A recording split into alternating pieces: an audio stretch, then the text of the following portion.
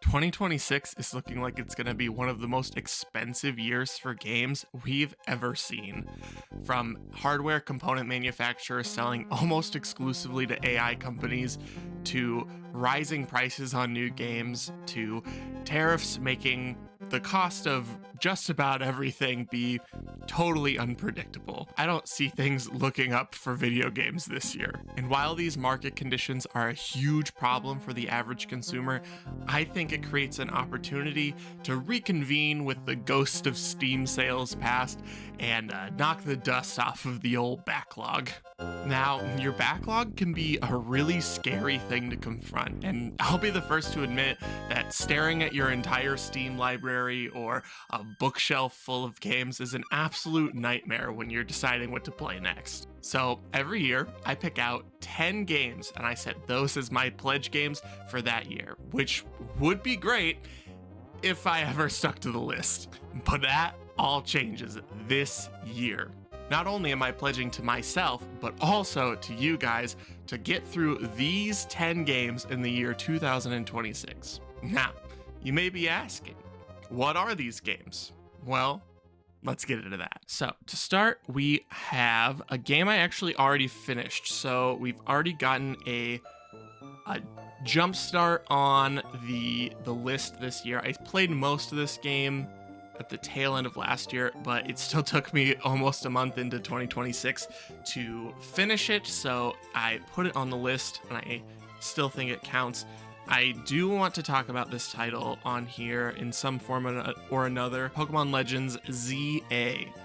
I picked this game because this was the game I really wanted my Switch 2 for, and I really waited a little bit. Most of the time, if you don't know, I'm a huge Pokemon fan, and I get every game at launch. That's just sort of like my one franchise that I really kind of shell out for. But this one I really held off, and that was because Scarlet and Violet had really bad performance issues on the Nintendo Switch, and I thought that this game would probably have some similar issues, so I really wanted to wait for that performance boost on the Switch 2.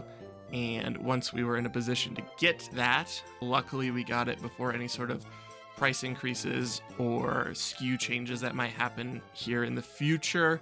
But I picked that up with it, and I was like, this is my one game for the Switch 2 for a while, and I've put many an hour into it. I had a ton of fun with it.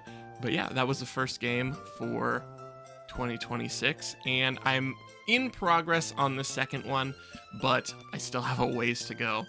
And that is Danganronpa. I am playing that one through my ROG Ally. I have it on Steam. This game it was like, I think the last Steam sale, like the winter sale. They had the whole series for like $14. And I'm not normally like a visual novel kind of guy, but I have heard really good things about it, and it was so cheap for like the whole series that I felt the risk to payoff was pretty low risk. So I decided to give it a shot, and that has been paying off immensely because that game has been incredible so far. Game number 3 is Legend of Zelda: Link to the Past. I'm playing that through the Super Nintendo Virtual Console on my 3DS. The plan for this one was, here in about a month or so, I'm going to have rehearsals starting for the show I got cast in. And I wanted to have something that I could easily take back and forth if I have any sort of downtime that I could really just jump in and out of really quick. And I thought that this style of game, I really liked Minish Cap when I played it on the Wii U a few years ago, and other than my stream series of Breath of the Wild here, I haven't really played much other Zelda games, and so I thought that that would be a good spot to jump back in because I really liked the top-down style of Minish Cap. So I'm excited to get into that whenever I have downtime during those rehearsals. And, you know, if I don't have much downtime, I will still be able to have it sort of like as an on-the-go sort of game that I can hop in and out of very easily. Game number 4 is definitely a game that I will not be able to hop in and out of very easily, and that is Fire Emblem Three Houses for the Nintendo Switch. I have heard many things about not only this game, but Fire Emblem in general, and to say it's intimidating is a massive understatement. I really think that this is a good entry point into the franchise for me, because I know that you can sort of modify the permadeath and whatnot, but it's still an insanely long game, like over 100 hours to get through it. So this one's gonna be a big sort of commitment after my show closes, I think, where I'm really gonna have some extra time to really sit down and get deep into the weeds for it. This is one game I currently do not own on. I do have several friends that have offered to let me borrow it, whether that's a physical copy or through the virtual game cart feature on the Nintendo Switch. And if I can get my hands on a physical cart, I think that's preferable, because I do not see myself being able to get through that game in the 2-week limit for the virtual game cards. But if we have to do some transfer back and forth shenanigans, I don't think they'll mind. Another game that I want to get this year, I don't own this game in this format. I do own it on the Xbox Series X, but I have the original version without the DLC, and that is Cyberpunk 2077 on the Switch 2. The reason I want it on the Switch 2 rather than just playing the base game or buying the DLC on the Series X is, one, being able to play Cyberpunk portably just sounds crazy to me, and I think that will be really interesting and fun. I know handheld mode can have some performance issues, but from what I've seen, it isn't too terribly bad. Also, this is a incredibly large game that is 100% on the Switch cart, and when games like that come out, especially with how many first and third party titles we're getting on the game key cards, I think it's really important to show support for those games that are making an effort to fit the entire game onto a cartridge. I'm really hoping to get a sale to pop up on that here in the next 6 months so that I can play it over the summer. I have a Chrysler set for if it goes below $40, please let me know. Hopefully I get that alert at some point and can pick that up. Otherwise, I will probably just play it on the Series X. It wins the award for game on the pledge list the longest. I know I talked about this in my last video, but I have made one of these lists every year since 2022 or 2023. And it's been on it every single year, and I haven't even picked it up because I've been waiting for the DLC or deciding if I want to play it on PC, and now the Switch 2 version comes out, so there's always been hesitation with this game, but this is the year I'm making the commitment, and I want everyone to hold me to it, that I'm playing Cyberpunk this year. That leads me to the next game, Blood Omen 2. It's the 4th game in the Legacy of Kain franchise. I didn't play the first Blood Omen game. I have it. It's on PlayStation 1. I've given it the good college try a few times, but it's just a little weird, and I can't quite figure out what I'm supposed to do or how anything works. So maybe in the future we'll give that a try. But I did, and really these are the games that got me, and that is Soul Reaver 1 and 2 Remaster. I picked that up on a Black Friday sale on the Switch eShop. Got both games for $12, and I played Soul Reaver 2 a lot growing up, and by that I mean I watched the 10-minute unskippable cutscene and the first 15 minutes of the game before I got stuck. I did not realize as a kid how little of that game I had played, and I never played the first one. But I played through both of those, and they were incredible. They are old and kind of janky because they are PS1 and a PS2 game. I think I own the original version of Soul Reaver on the Dreamcast, but both games really influential for their time, I think. You can definitely tell that they were a big influence for games like Dark Souls or other sort of like exploration style games where the whole map is loaded in all at once and you can kind of go anywhere, but you're only really blocked off progression wise by like what power-ups or different enemies you can defeat. And so we're hitting the next game in the franchise because the games are absolutely notorious for ending on gigantic cliffhangers. So this game I got for free from Amazon Prime, so I'll be playing this one on PC. And yeah, I'm just really excited to see where the story goes because it's kind of bananas. Next game on the list is actually a game I started last year, but I want to restart. And that is Mafia Definitive Edition. It's the remake of the first Mafia game, which is more of like a linear sort of story-based Mafia game. Got it for free through the Epic Games Store, I believe. Maybe it was an Amazon Prime. I don't remember. But I started it. I got probably about halfway through last year. And that was one of the things that I tried to play. And like it grabbed me, but not super hard initially.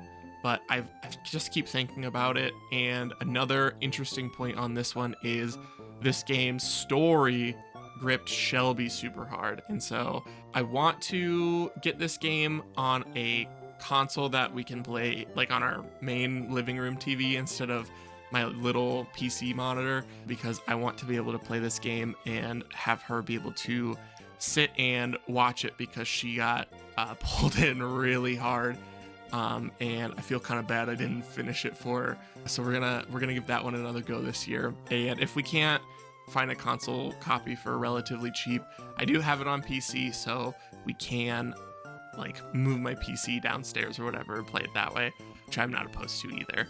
Okay, next game is the spooky game for the year. Blood Omen 2 is kind of a spooky game, but it's not really like a Halloween season, like horror style game in my opinion.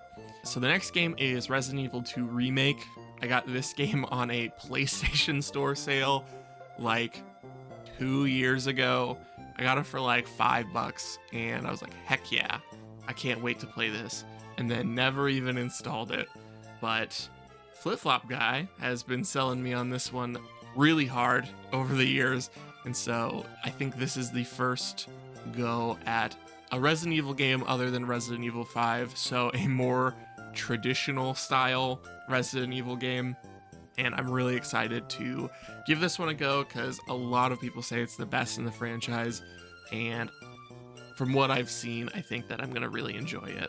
Okay, next game is God of War 2018, the first game in like the Norse saga games, the ones for PlayStation 4, PlayStation 5. This game is interesting because I bought it about a year, maybe a year and a half ago. I was at a retro game store local to me, and they had it behind the counter sealed for $15. And I said, you know what? That's such a good deal. I'm gonna pick it up. And I picked it up. I brought it home, immediately took the plastic off of it, unsealing it, and then never even put it in my console. So I don't know what I was thinking back then, but I think it's about time I give the God of War franchise really in general a shot. And I think that these are a really good starting point, a good jumping in point. And if I like it, I'd be interested in trying Ragnarok. And then if I also enjoy that, maybe going back and checking out the older like PS2 and PS3 titles. I have the Ghost of Sparta game on PlayStation Portal. I don't know if that's a spin-off or like a main series sort of situation. I've played the first level in that game like 4 times, but never really gotten any further than that. So hopefully this is the entry point that really grips me into the God of War franchise, because it's such a staple for PlayStation in general, and I am really excited to see what it has in store. Last game on the list is Tiny Tina's Wonderlands. This was another Steam sale pickup. I got it for like $4. I picked it up because I had just built my PC, and my PC is about the equivalent of a PlayStation 5, and I know that this was like one of the first big like PS5 Series X exclusive titles like you wouldn't be able to play it on a PlayStation 4. I think it was also one of the first like games to go to $70, which people weren't huge fans of, still aren't, and now we're getting $80 games. So those people probably still mad. I'm not super jazzed about the way game prices are going, but I digress. I picked this game up for like $4, a far cry from the $70 it started at, and I picked it up because I love two things. I love Borderlands 1 and 2. I haven't played the pre-sequel or 3. I don't own them at all, so that's the reason I haven't played those. But I also love Dungeons and Dragons, and the way that this game sort of blends those two things is so interesting and so goofy in its like Borderlands humor, the like really sort of juvenile toilet humor that it takes really appeals to me for some reason. I'm just a little guy, I suppose. But yeah, I'm really excited to round out my year with that. This is about the order that I want to play them in. I might slot things in and out depending on how the year goes, because outside of the show that I have coming up very soon and some plans to take a trip towards the end of the year, I really don't know what my year looks like this far. The only real thing that I have done is commit myself to these 10 games. There are a couple of new releases I'm really excited about. We'll see if we slot those in somewhere, if we even have time. But these 10 are already a really exciting gaming-packed year for me. And so I'm excited to see where these games take me. Some of them have already taken me really back to like my roots in just enjoying games for being fun and being a good time. All right, guys, what do you think? What are you pledging to play this year? Let me know down in the comments, and while you're there, don't forget to like and subscribe to let YouTube know you enjoyed the video. You can follow me on Instagram and Twitter at Tilted1013, and you can also find me on Backlog to keep track of the list in real time. Anyways, I hope you guys enjoyed, and I'll catch you in the next one.